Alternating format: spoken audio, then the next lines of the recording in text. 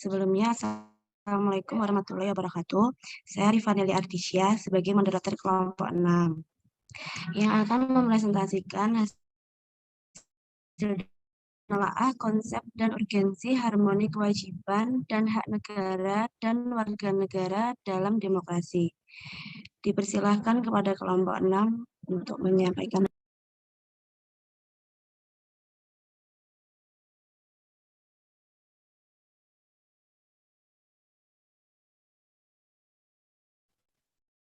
Baik, sebelumnya Assalamualaikum warahmatullahi wabarakatuh. Kami dari kelompok 6 akan menyampaikan materi tentang konsep dan urgensi harmoni kewajiban dan hak negara dan warga negara dalam demokrasi. Anggota dari kelompok 6 ada saya, Arneta Lengga, Dedias Ayu, Febriana Valentina, Mega Utami, Syifa Khairunisa, Zinat Aksaniha, dan Rifaneli Artisya. Untuk poin yang pertama ada menelusuri konsep dan urgensi harmoni kewajiban dan hak negara dan warga negara.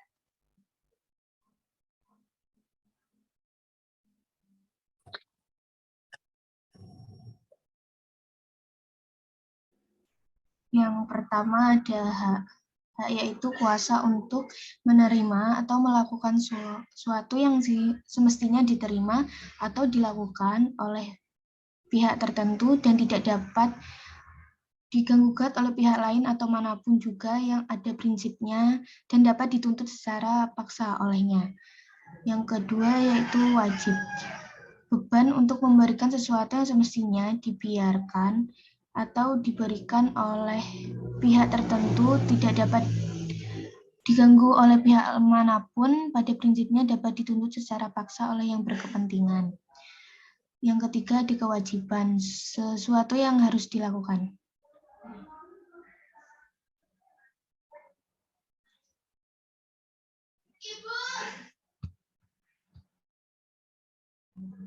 Menurut filsafat kebebasannya, Mill 1996 yang menyatakan bahwa lahirnya hak asasi manusia itu dilandasi oleh dua hak yang paling fundamental. Yang pertama adalah hak bersamaan dan hak kebebasan. Contoh hak dan kewajiban, yaitu hak dan kewajiban warga negara yang bersifat timbal balik atau resiprokalitas adalah hak warga negara mendapat pekerjaan dan penghidupan yang layak, diatur dalam pasal 27 ayat 2 Undang-Undang Dasar 1945. Kewajiban warga negara terpenting saat ini adalah kewajiban membayar pajak yang diatur dalam pasal 23A Undang-Undang 1945. Next. Yang B, ada alasan mengapa diperlukan harmoni kewajiban dan hak negara dan warga negara. Next.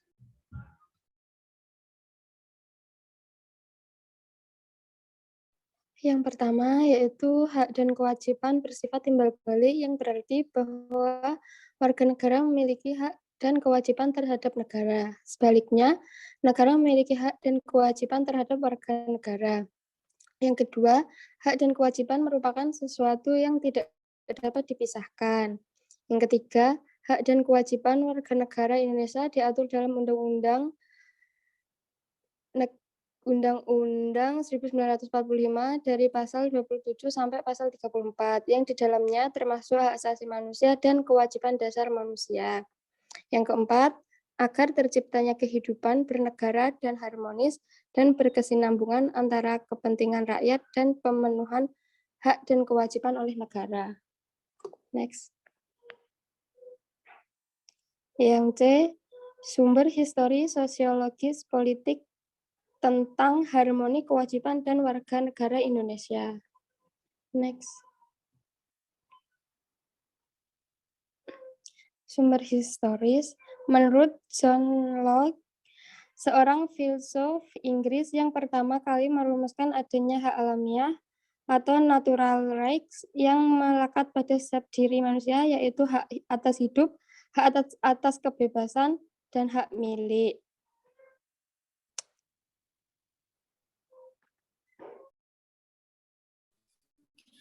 Selanjutnya, sumber sosiologi. yaitu sumber terjadinya berbagai gejolak dalam masyarakat kita saat ini akibat munculnya kebencian sosial budaya terselubung, yaitu gejala ini muncul dan semakin jadi pasca runtuhnya rezim Orde Baru. Ketika rezim Orde Baru berhasil dilengsarkan pada konflik di Indonesia, ternyata bukan hanya terjadi antara pendukung fanatik Orde Baru dengan pendukung reformasi, tetapi justru meluas menjadi konflik antar suku, antar umat beragama, kelas sosial, kampung, dan sebagainya. Sifatnya pun bukan vertikal antara kelas atas dengan kelas bawah, tetapi juga justru lebih sering horizontal antara sesama rakyat kecil, sehingga konflik yang terjadi bukan konflik yang korektif tetapi diskutif, bukan fungsional tetapi disfungsional, sehingga kita menjadi sebuah bangsa yang menghancurkan dirinya sendiri. Next.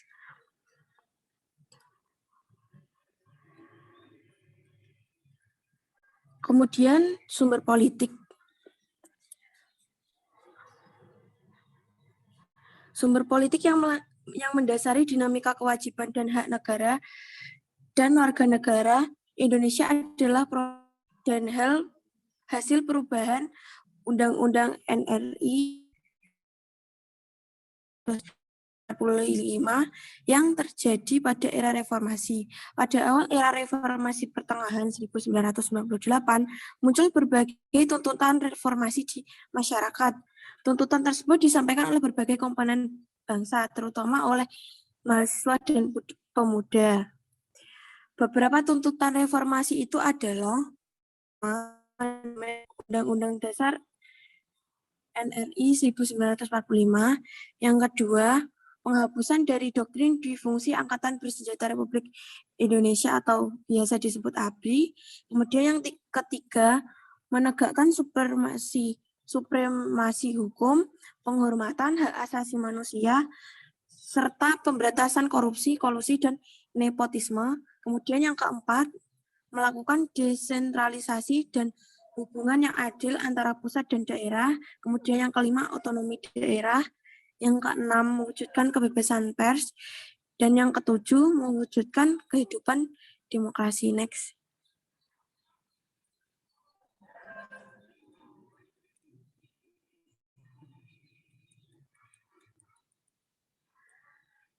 Kemudian, di sini ada tuntutan perubahan Undang-Undang NRI 1945 menjadi kebutuhan bersama bangsa Indonesia. Berdasarkan hasil itu, MPR hasil pemilu 1999 sesuai dengan kewenangannya yang diatur dalam pasal 3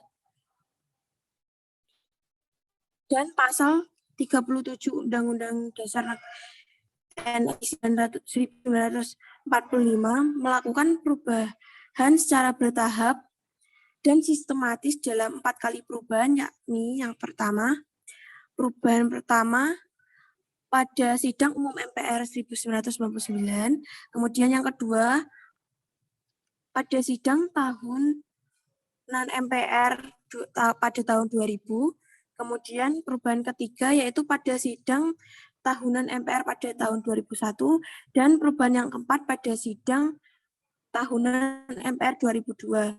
Dari perubahan tersebut dihasilkan berbagai aturan dasar baru, termasuk iwal hak dan kewajiban hak asasi manusia yang diatur dalam pasal 28A sampai dengan 28C. Next.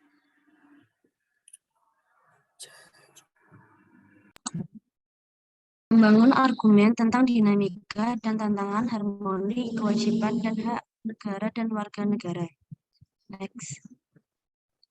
Yang pertama, aturan dasar ihwal pendidikan dan kebudayaan serta ilmu pengetahuan dan teknologi. Dan yang kedua, aturan dasar ihwal perekonomian nasional dan kesejahteraan sosial. Yang ketiga, aturan dasar ihwal usaha pertahanan dan keamanan negara.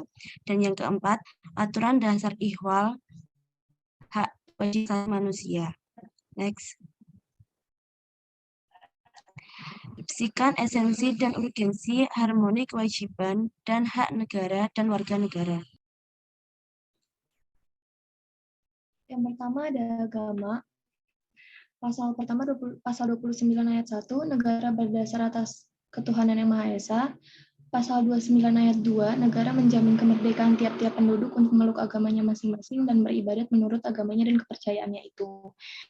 Yang ketiga, pasal 28E ayat 1, setiap orang berhak memeluk agama dan beribadat, memilih pendidikan dan pengajaran, memilih pekerjaan, memilih kewarganegaraan, memilih tempat tinggal di wilayah negara dan meninggalkannya, serta berhak kembali. Yang kedua, ada pendidikan dan kebudayaan. Dalam pasal 31 ayat 3 terdapat konsep fungsi negara, dalam hal ini pemerintah, yakni mengusahakan dan sekaligus menyelenggarakan sistem pendidikan nasional. Kementerian Pendidikan dan Kebudayaan berkeinginan bahwa pada tahun 2025, pendidikan nasional menghasilkan insan Indonesia cerdas dan kompetitif. Next. 3. Perekonomian dan kesejahteraan nasional. Ada dari pasal 34 ayat 2, negara mengembangkan sistem jaminan sosial bagi seluruh rakyat dan memberdayakan masyarakat yang lemah dan tidak mampu sesuai dengan martabat kemanusiaan. Pasal 33 ayat 2, cabang-cabang produktif bagi negara dan yang menguasai hajat hidup orang banyak dikuasai oleh negara. Pasal 33 ayat 3, bumi, air, dan kekayaan alam yang terkandung di dalamnya dikuasai oleh negara dan dipergunakan untuk sebesar-besarnya kemakmuran rakyat. Pasal 33 ayat 4, perekonomian nasional diselenggarakan berdasarkan atas demokrasi ekonomi dengan prinsip kebersamaan, efisiensi, berkeadilan, berkelanjutan, dan berwawasan lingkungan, kemandirian, serta dengan menjaga keseimbangan kemajuan dan kesatuan ekonomi sosial. Pasal 34 ayat 3, negara bertanggung jawab atas penyediaan fasilitas pelayanan kesehatan dan fasilitas pelayanan umum yang layak. Pasal 34 ayat 1, fakir miskin dan anak terlantar dipelihara oleh negara. Next.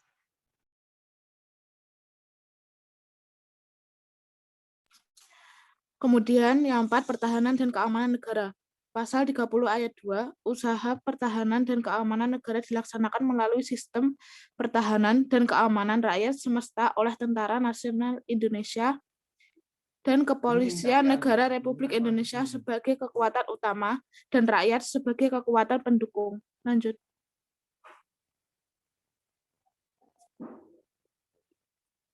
Sekian presentasi dari kelompok 6. Bila ada kurang lebihnya, mohon maaf sebesar-besarnya. Wassalamualaikum warahmatullahi wabarakatuh. Baik, selanjutnya sesi tanya jawab. Kepada kelompok 5 dipersilahkan.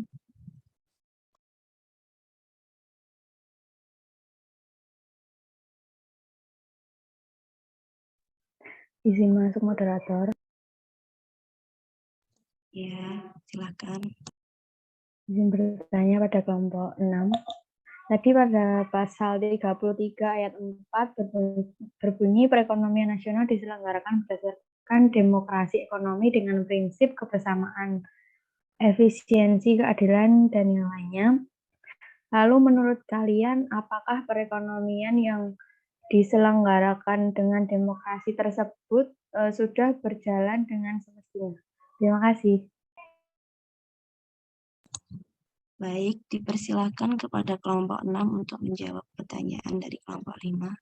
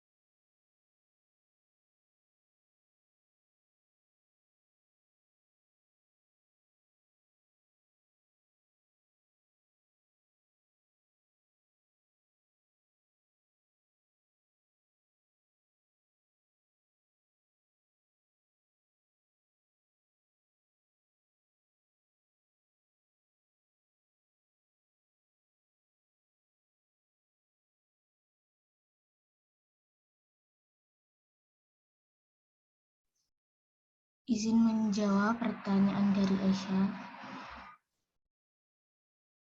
Menurut kelompok kami belum, karena demokrasi itu seharusnya semakin mengakomodasi peran dan kepentingan banyak pihak, bukan hanya segelintir, untuk dapat memperjuangkan hak ekonominya. ketimpangan ekonomi bukan semata-mata dihitung dari ketimpangan pendapatan atau pengeluarannya saja, melainkan juga menyinggung ketimpangan akses untuk dapat berekonomi secara efisien.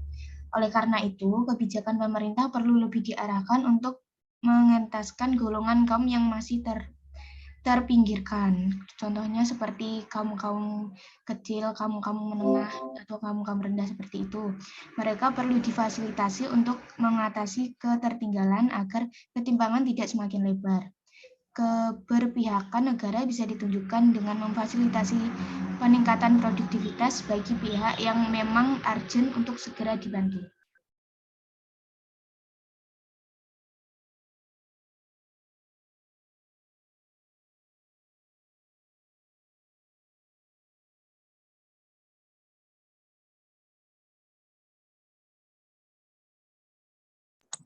Baik, kepada kelompok 5, apakah ada yang ditanyakan lagi?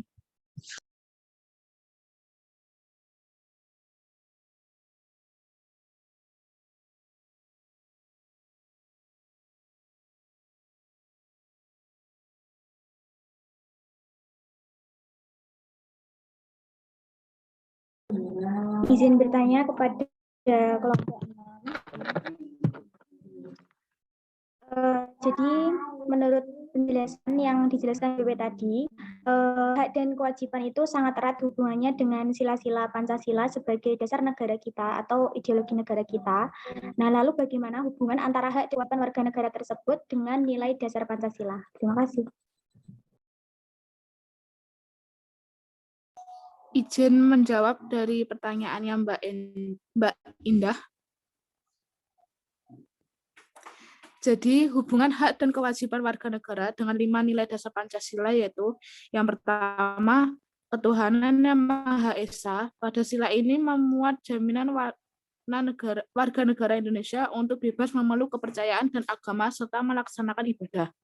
Warga negara berkewajiban untuk melaksanakan toleransi antara umat beragama.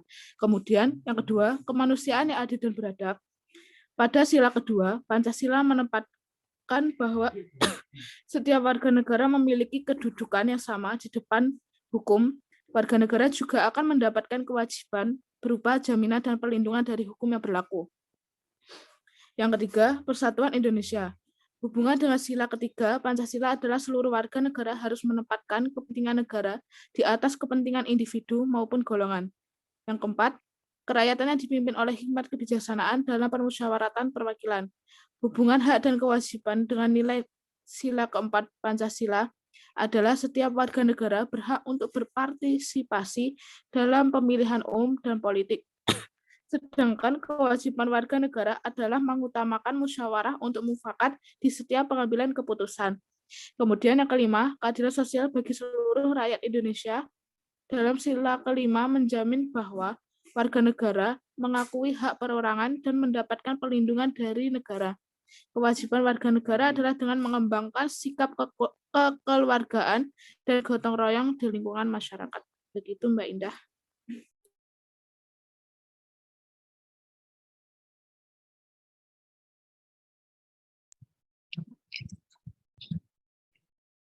Baik, terima kasih atas jawabannya kelompok 6. Pada kelompok 5, apakah masih ada yang ingin ditanyakan pada kelompok 6?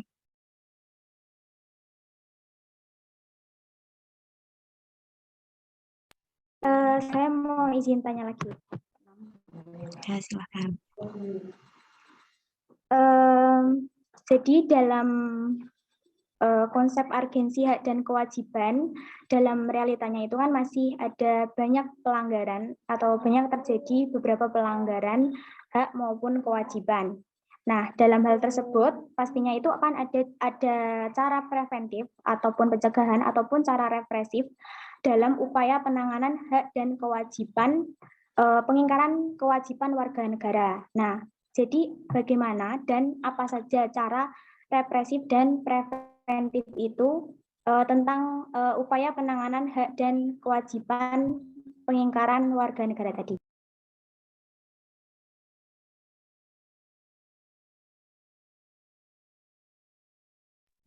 Kepada kelompok 6 dipersilakan untuk menjawab.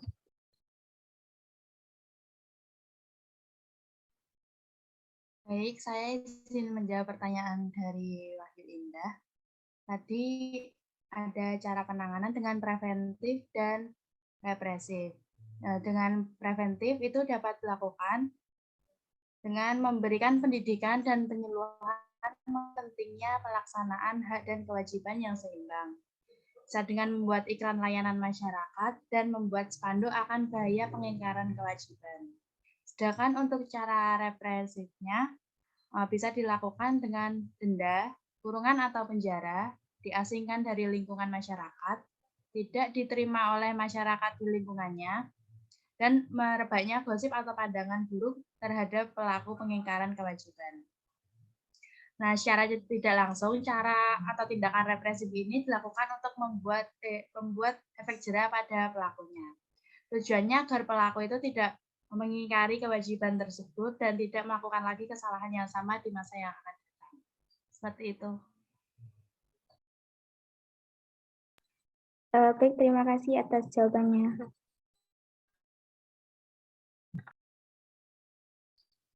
Apakah ada yang ingin bertanya lagi?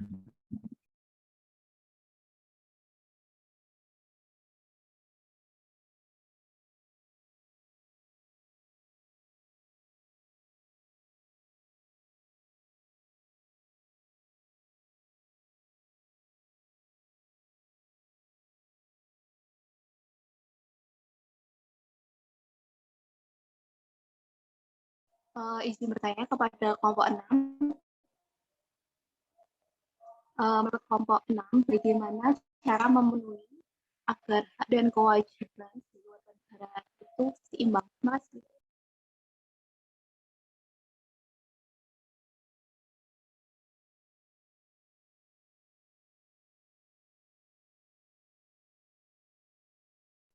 Kepada kelompok 6 dipersilakan untuk menjawab.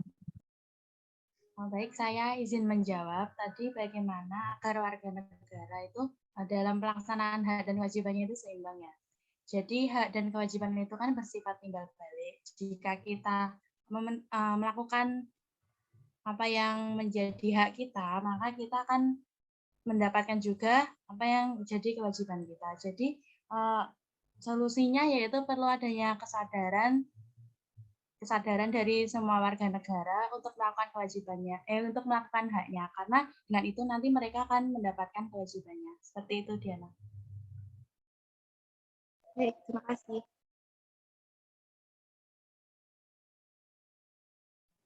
Ada yang ingin ditanyakan lagi kepada kelompok 6?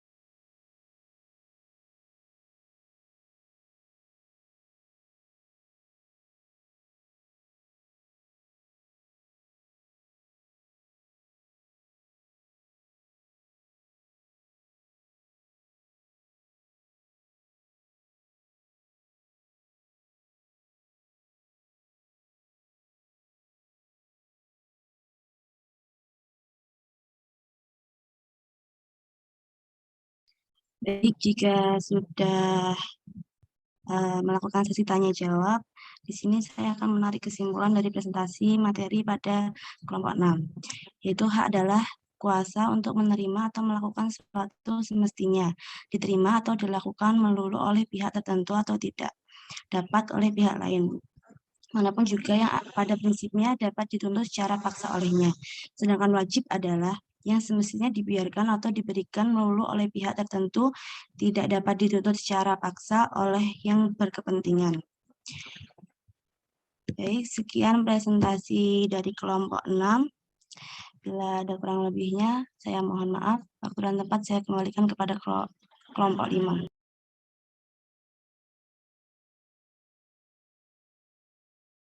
Sebelumnya, Assalamualaikum warahmatullahi wabarakatuh. Kami dari kelompok 6 akan presentasi terkait hak dan kewajiban dalam perpajakan. Anggota dari kelompok 6 yaitu saya, Mega Utami, Rivanelli, Syifa Khairunnisa, dan Sinta. Untuk abstraknya, permasalahan yang kami ambil itu hak warga negara belum terpenuhi, tujuan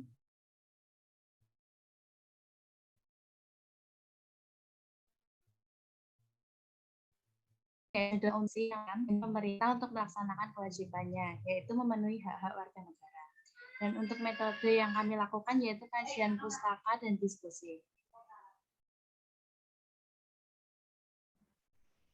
Berikut ini hasil dari diskusinya. Hak dan kewajiban itu bersifat timbal balik, yang berarti bahwa warga negara memiliki hak dan kewajiban terhadap negara.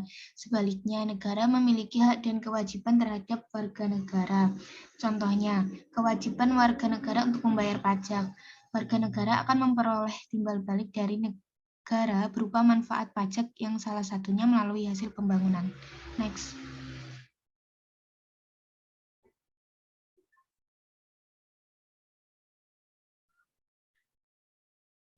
Permasalahannya, seharusnya warga negara yang telah melakukan kewajiban membayar pajak tersebut juga mendapatkan haknya.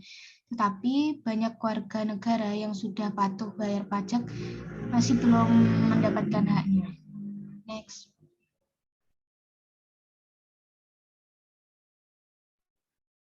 Untuk pemecahan masalahnya, solusi dari setiap anggota kelompok, yaitu solusi dari saya. Salah satu hak warga negara adalah mendapatkan fasilitas infrastruktur. Namun nyatanya hak tersebut belum seluruhnya terpenuhi. Seharusnya pemerintah lebih merata dalam melakukan pembangunan infrastruktur. Karena 17 penyebaran infrastruktur yang tidak merata menurut ukuran volume ataupun tingkat kualitasnya merupakan permasalahan lama yang perlu diatasi agar pembangunan masalah pembangunan daerah tidak dapat berdiri dari ketiadaan infrastruktur yang memadai. Nah, warga negara juga berhak mendapatkan pekerjaan. Pemerintah perlu membuka lebih banyak lapangan pekerjaan. Nah, nyatanya masih terdapat banyak pengangguran. Nah, data dari Badan Pusat Statistik mencatat jumlah pengangguran pada bulan Februari 2021 sebanyak 8,5 juta orang. Bila dibandingkan dengan Februari 2020 yang sebanyak 6,93 juta, jumlah ini meningkat 1,82 juta orang. Itu dikutip dari Bidara tahun 2012.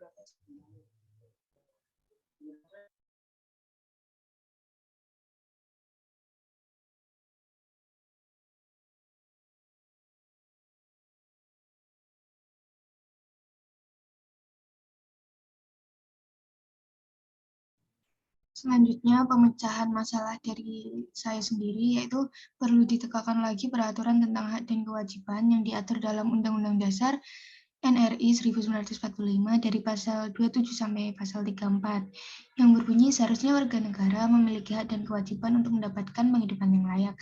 Tetapi pada kenyataannya banyak warga negara yang belum merasakan kesejahteraan dalam menjalani kehidupannya. Semua itu terjadi karena pemerintah dan para pejabat tinggi lebih banyak mendahulukan haknya daripada kewajibannya, yang dikutip dari Handayani tahun 2015. Next.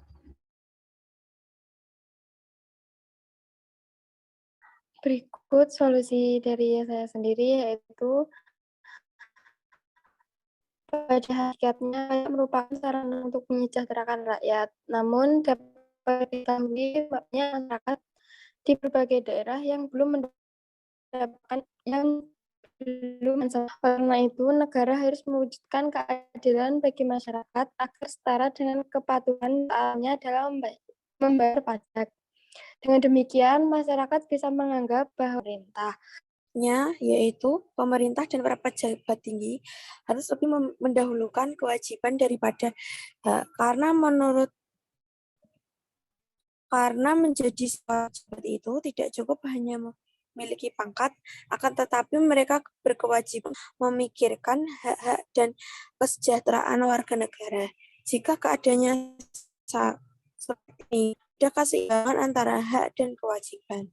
Jika keseimbangan itu tidak ada, maka akan terjadi kesenjangan sosial yang berkepanjangan yang justru menjadi PR baru untuk pemerintah. Dikutip dari Sarini 2018. Pemecahan salah menurut saya. Seharusnya pemerintah lebih memikirkan tentang masalah hak sosial dan ekonomi, yaitu hak atas pekerjaan, pendidikan, kesehatan, dan ketimpangan masalah dan informasi kepada masyarakat atas berbagai jaminan dan bantuan hak sosial tersebut. Berbagai cenderung tidak tepat sasaran dan jumlahnya cenderung tidak tepat sesuai janji. Kondisi ekonomi juga masih rentan, di mana terdapat ketimpangan yang cukup serius. Dikutip dari Invit dan Oxfam 2017. Pemecahan masalah menurut saya berdasarkan data BPS tahun 2020 lalu jumlah angka kemiskinan telah mencapai 7,55 juta atau 10% dari total penduduk Indonesia. Hal ini tentunya bukan merupakan jumlah yang sedikit, sedangkan jumlah pengangguran di Indonesia pada September 2020 lalu mencapai 9,77 juta orang. Setiap warga negara berhak untuk bisa mempertahankan hidupnya. Setiap warga negara berhak untuk hidup sejahtera, bebas dari kemiskinan. Setiap warga negara berhak untuk mendapat pekerjaan dan mendapatkan imbalan dari hasil kerjanya. Namun, melihat tingginya angka kemiskinan dan pengangguran menandakan bahwa belum semua warga negara mendapatkan hak tersebut. Mereka berhak untuk bisa hidup dengan sejahtera dan bebas dari kemiskinan. Namun 10% warga yang masih hidup dalam kemiskinan belum bisa merasakan hidup sejahtera. Lalu bagi orang-orang yang masih menjadi pengangguran, artinya hak untuk bisa bekerja demi mempertahankan kelangsungan hidupnya belum terpenuhi. Pasal 27 ayat 22 UUD NRI 1945 mengatakan bahwa tiap-tiap warga negara berhak atas pekerjaan dan penghidupan yang layak bagi kemanusiaan. Namun dengan tingginya angka pengangguran warga untuk bisa mendapatkan pekerjaan dan penghidupan yang layak yang belum terpenuhi. Yang belum lengkap membuat terjadinya. Next.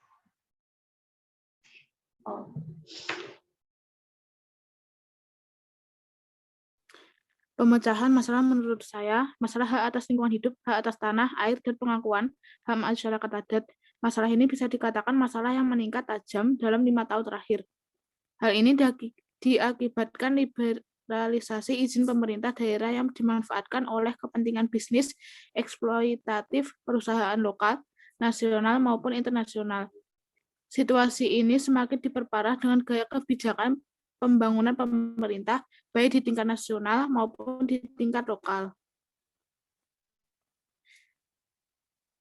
Hektar tanah masyarakat adat telah dikuasai oleh swasta pada jutaan warga sipil, khususnya masyarakat adat harus keluar dari wilayah adatnya.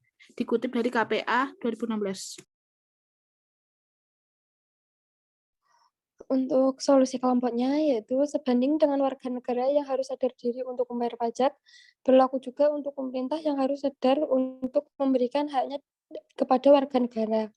Dengan itu, hak dan kewajiban akan berjalan seperti yang diharapkan dan akan mengurangi kesenjangan yang ada. Hal-hal yang dapat dilakukan pemerintah untuk memenuhi hak warga negara yaitu pemerataan dalam pembangunan infrastruktur, menjamin penghidupan yang layak, memperluas lapangan pekerjaan, dan pemberian bantuan yang tepat sasaran. Next.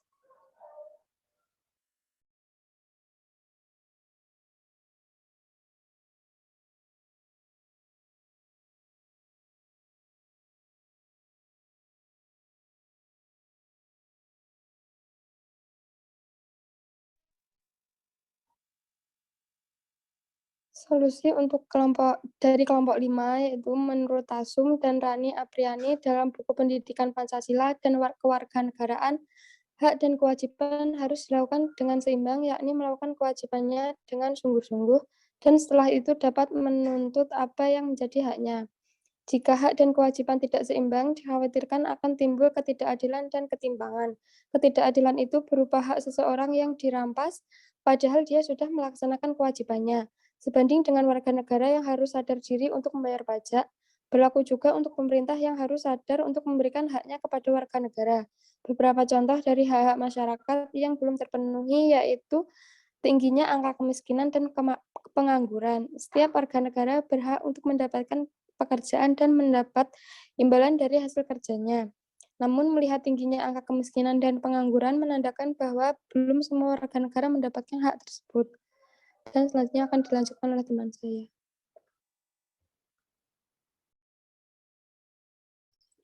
Solusi dari kelompok 5, Selain itu terjadinya peningkatan anak putus sekolah, tidak meratanya pembangunan infrastruktur, kesehatan masyarakat yang masih buruk juga menjadi bukti bahwa hak warga negara belum sepenuhnya terpenuhi. Untuk itu, pemerintah perlu memperhatikan dan memprioritaskan hak warga negaranya untuk kehidupan yang lebih baik. Upaya yang dapat dilakukan pemerintah diantaranya adalah: 1. Menciptakan lapangan pekerjaan seluas-luasnya. Dan yang kedua, mengembangkan sektor informal atau UMKM. Yang ketiga, pemeliharaan fakir miskin dan anak terlantas. Dan yang keempat, diberikannya subsidi kepada keluarga yang kurang mampu. Dan yang kelima, pembangunan infrastruktur yang membuka peluang ekonomi bagi masyarakat sehingga secara tidak langsung dapat memberikan kehidupan yang layak. Dan yang terakhir, pemerintah juga harus memprioritaskan bantuan dan mitigasi pencegahan wabah penyakit, terutama kepada kelompok rentan, khususnya warga miskin kota yang tinggal di pemukiman padat penduduk maupun kelompok warga miskin pedesaan.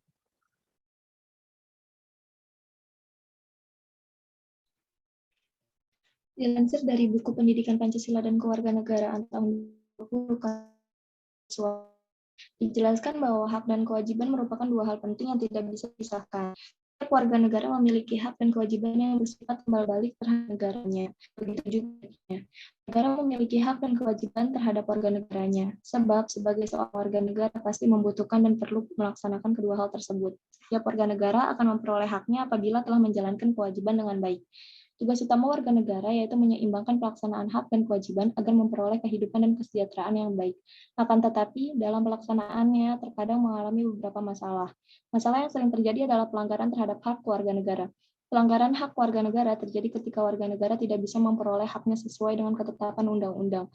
Pelanggaran hak warga negara terjadi akibat pengingkaran terhadap kewajiban, baik pengingkaran kewajiban yang dilakukan oleh pemerintah maupun oleh warga negara sendiri. Jadi semua kembali ke diri masing-masing. Jika ingin mendapatkan haknya, maka seseorang harus melaksanakan kewajibannya terlebih dahulu. Semua harus seimbang. Selain itu, pemerintah sendiri harus sadar untuk memberikan hak yang semestinya diterima warga negara. Next.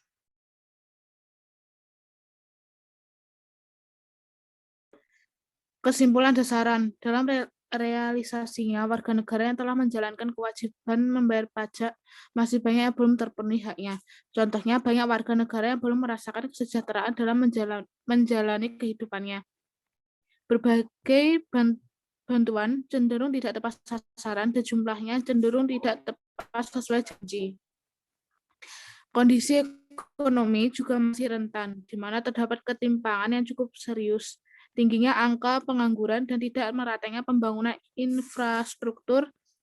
Oleh karena itu, seharusnya pemerintah dan para pejabat tinggi lebih mendahulukan kewajiban daripada hak dan perlu adanya kesadaran dari pemerintah untuk bertanggung jawab untuk memenuhi hak warga negara dalam perpajakan. Next. Kultur pustaka. Sekian presentasi dari kelompok kami. Bila ada kurang dan mohon maaf sebesar-besarnya. Wassalamualaikum warahmatullahi wabarakatuh.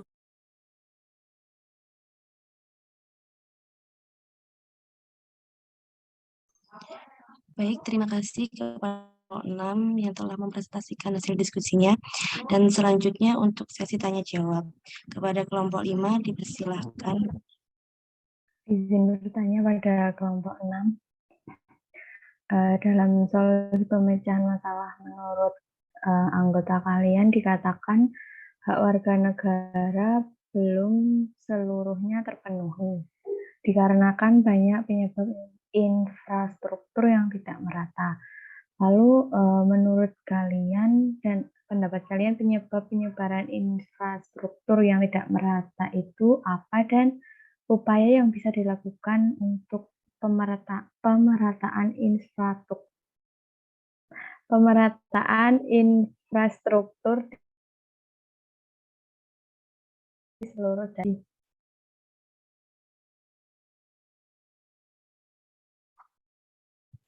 Kepada kelompok 6 dipersilakan untuk menjawab.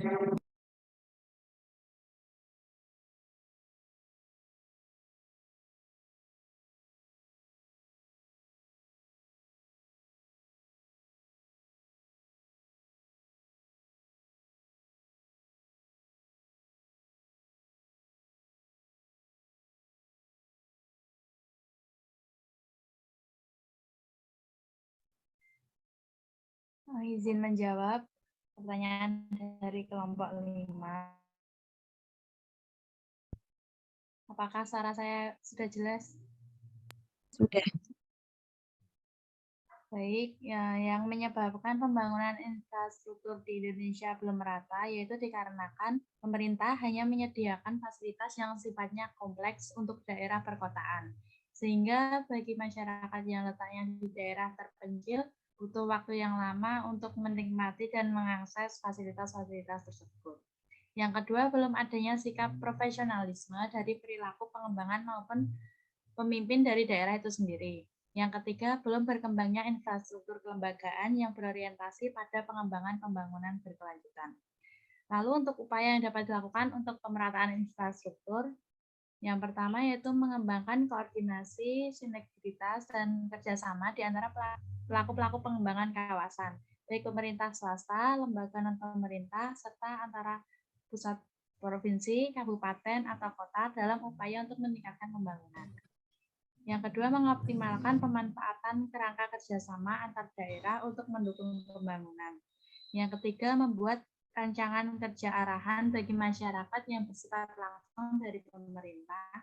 Yang keempat, meningkatkan pelayanan umum untuk masyarakat di daerah. Yang kelima, meningkatkan daya saing antar daerah dan kerja luar pemerintah dalam setiap pembangunan yang kerap kali disalurkan.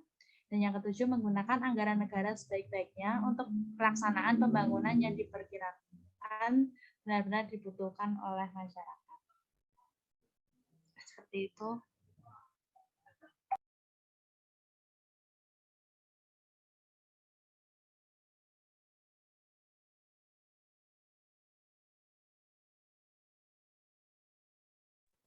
Bagaimana, Aisyah? Sudah, terima kasih. Baik. Apakah ada yang ditanyakan lagi kepada kelompok 6? Izin bertanya kepada kelompok 6. Terkait dengan hak dan kewajiban itu, tidak sedikit masyarakat yang belum mendapatkan haknya sebagai warga negara, padahal sudah menjalankan kewajiban seperti membayar pajak. Nah, itu apakah faktor-faktor yang menyebabkan atau melatar belakangi hal tersebut bisa terjadi? Pada kelompok 6 dipersilakan untuk menjawab. Baik, izin menjawab pertanyaan dari kelompok 5. Tadi apa faktor-faktor yang melatar belakangi warga negara belum mendapatkan haknya padahal sudah melaksanakan kewajibannya? Faktornya yaitu bisa sikap egois, karena sikap egois bisa memicu pelanggaran hak dan pengingkaran kewajiban. Sikap egois berarti hanya ingin mengedepankan apa yang diinginkan dan melakukan segala cara untuk mendapatkannya tanpa memikirkan. Sikap tidak toleransi.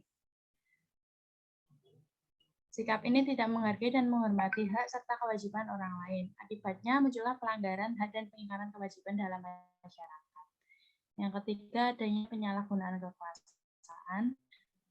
Kekuasaan yang disalahgunakan mengakibatkan pelanggaran hak dan pengingkaran kewajiban. Orang yang berkuasa itu bisa dengan bebas merebut atau melanggar hak orang lain. Mereka juga dapat melakukan pengingkaran kewajiban dan tanpa merasa bersalah. Yang keempat yaitu rendahnya tingkat kesadaran untuk hidup berbangsa dan bernegara. Faktor ini menyebabkan timbulnya pelanggaran hak dan pengingkaran kewajiban karena orang tersebut tidak mau menghormati hak orang lain serta tidak melakukan kewajiban dengan bertanggung jawab. Seperti itu. Bagaimana kelompok 5?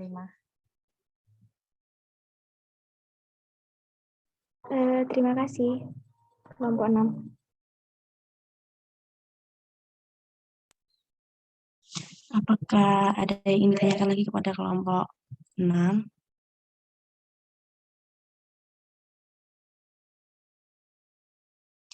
Baik, Jika sudah tidak ada pertanyaan lagi, di sini saya akan menarik kesimpulan tentang presentasi pada materi ini, yaitu dalam realisasinya, warga negara yang telah menjalankan kewajiban membayar pajak masih banyak yang belum terpenuhi hak-haknya, dan seharusnya pemerintah dan para pejabat tinggi lebih mendahulukan kewajiban daripada hak adanya kesadaran dari pemerintah untuk bertanggung jawab memenuhi hak warga negara dalam perpajakan.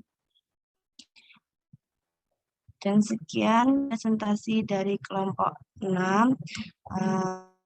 Bila ada salah kata sebagai moderator, mohon maaf dan terima kasih. Wassalamualaikum warahmatullahi wabarakatuh.